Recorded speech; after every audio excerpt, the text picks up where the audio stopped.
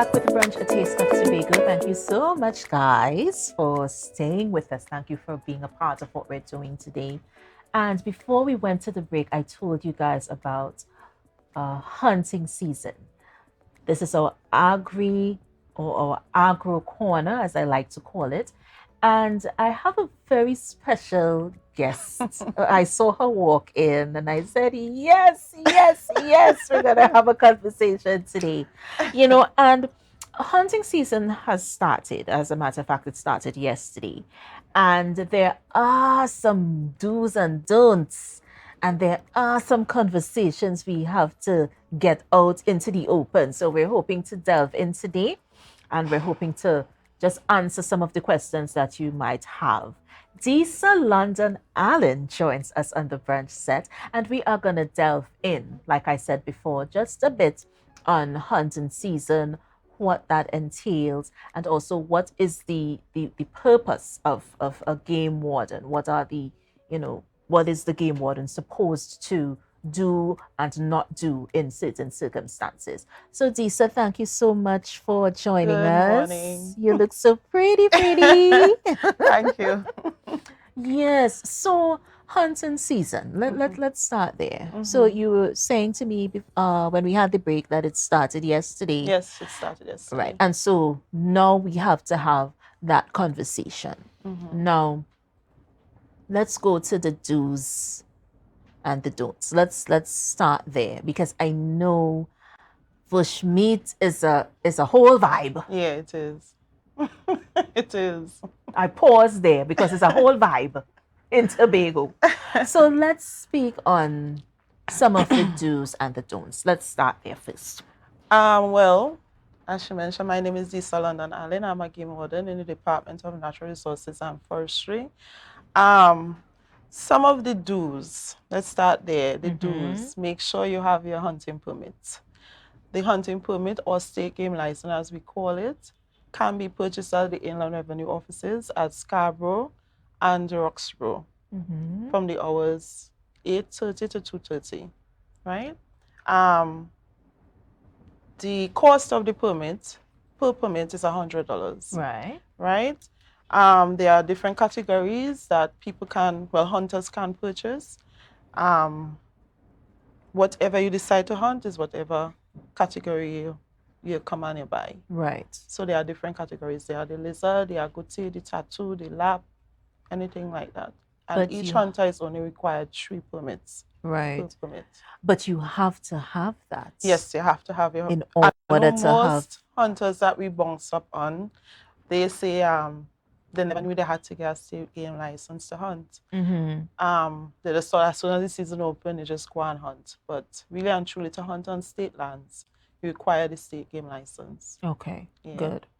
And what are some of the problems that you encounter? Because I feel as if not everybody follows the law. No, they don't. So what are There some are of the those that problems that you... Well, we have the hunters that really take into consideration conservation and preservation. So they don't hunt when the season is closed. Right. And there are those that hunt in and out of season. So that is one of the main problems we have with some of the hunters in Tobago, the hunting in and out of season. Right. Yeah. And another thing that I felt, I was so happy that you were coming today, because there's another question that I had to ask you. There's some areas where the ecosystem is changing so rapidly. Right. And so you see cockroaches in your backyard, Yes. agoutis in your backyard, and it's so ticklish. It is. Because you don't have the necessary documentation and the necessary licenses, etc. Are we allowed to set a trap and catch this agouti that keep coming in my yard? It's kind of ticklish. It's sort of ticklish. Yeah. I mean, during the open season, we do advise hunters, we give them more or less a little leeway in terms of helping to eradicate some of the pests that they encounter in their Right. gardens. But however, in the close season, that is where the problem stands. You have to come into the office and make a report, and from there, we give you the necessary advice, or we come and visit and help as much as we probably could. Assist. With regards to the coquelicot, though, Yeah. you know, that is the national bird, so there's no hunting whatsoever of the coquelicot, Right. Okay. unfortunately. Yeah. And we know that it's a major pest for crops here Yeah. in, Oh for my farmers. gosh. Yeah. Yes. And they are so, they're almost domesticated because they are Yeah, some of them are really running and playing in the yard and, you know, Yes. doing all these Yeah, things, they are. doing the most, as the Yeah. young people say. So it's like they're taunting the Yeah, farmers. yeah, exactly. So Yeah. it's just, it has been a buzz of discussion. So I said, let me just mention, because those two, coquelicot We and do. agotis. Yeah, we have farmers who have come into the office, and that is one of the major complaints Yeah. with regards to the agouti and the coquelicot. So we try to assist as best as we can with the Okay. resources that we have. Well, yeah, I mean, you can only do so much Exactly. in terms of, because you can't really, there's no sense of control. Mm-mm, Even with some of unfortunately. the areas, these are where these animals roam freely. But you So have to remember that it's their home too, eh? yeah, So they're planting in their home, and when they see food, they will eat. yeah, Yeah, so definitely. it's like that, unfortunately. And they eat so much. Yes, they eat a lot. So it's not just Yeah. that they're eating, but the quantity. Yeah, So they're miserable. yeah, so it's definitely a blow, and you're like, oh my gosh, Yeah. what's going on? We had a couple consultations recently with regards to wildlife pest management with some of the farmers. The turnout wasn't 100%, but I mean, we would have given like little advice, and we would have gotten some great ideas, some hunters as well, as to how they would have dealt with the whole pest issues. So we try to reach out as much as we can and help as much as we can. Right. And there were some questions in the space about being a game warden. First things first, people were interested in becoming game wardens. So just walk us through that process and what is expected of a game warden. Of a game warden. Yes. Okay. Well, let me first say we have this program where we have honorary game wardens, right? Beside the normal game wardens, we have honorary game wardens. Those are the ones that volunteer their time, like their spare time, to assist us. They have the same, more or less, they can lock up people or whatever as a normal game warden, but they Right. are appointed by the ministry in Trinidad. Okay. Right? So we have a couple on board right now that's sort of functioning. A game warden, more or less, is a conservator and preserver of flora, fauna, the wildlife animals of Trinidad and Tobago, basically. So that is what we are, conservators. So it's not really like, because I'm thinking it's not even like, you can't even say it's a 9 to 5 job.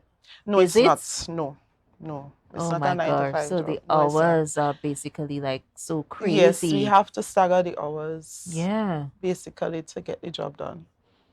Well, I mean, somebody's got to do it, right? Yes. And if you are going to be the best that you can be at it, Yeah, you have to do what you have to do. that's what I think. Yeah. It is what it is. It is what it is. So tell me about World Food Day. What are you doing for World Food Day? Well, we're doing what we normally do, which is we have the wildlife farmers that come together, Right. and they do their presentation of the animals, the wildlife animals, on that day.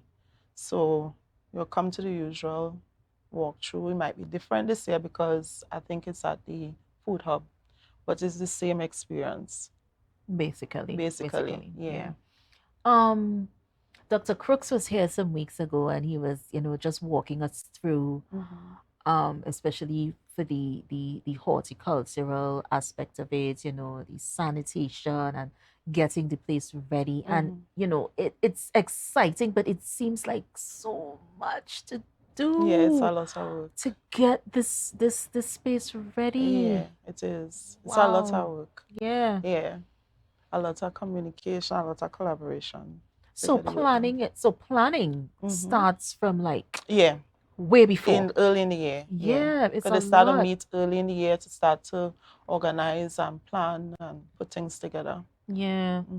But I see I'm speaking to you and there's a love for what you Yes, I do. love it. I could feel the passion Yes, I do. as you talk about your job.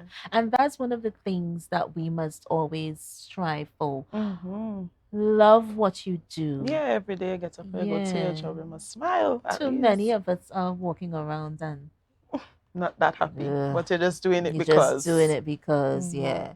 But love what you do. That's a really, really important aspect. So anything new and exciting? Well, World Food Day, we just spoke about that. Yeah. So that's basically Yeah, what's on the basically. calendar now for you this day, guys. and we have the Blue Food Festival coming up as well. Right, Yeah, okay. so that's another thing they can look forward to. And I'm looking forward to the entertainment. The entertainment is always like boss. It Yeah. is. So I'm looking forward to that as well. Yeah, it will be. Yeah. So what do you want to say to the people watching? If you had to inspire someone today, what would you tell them? Wake up every day thanking God for another day and just be blessed. Yes. Yeah. Be blessed. And be happy.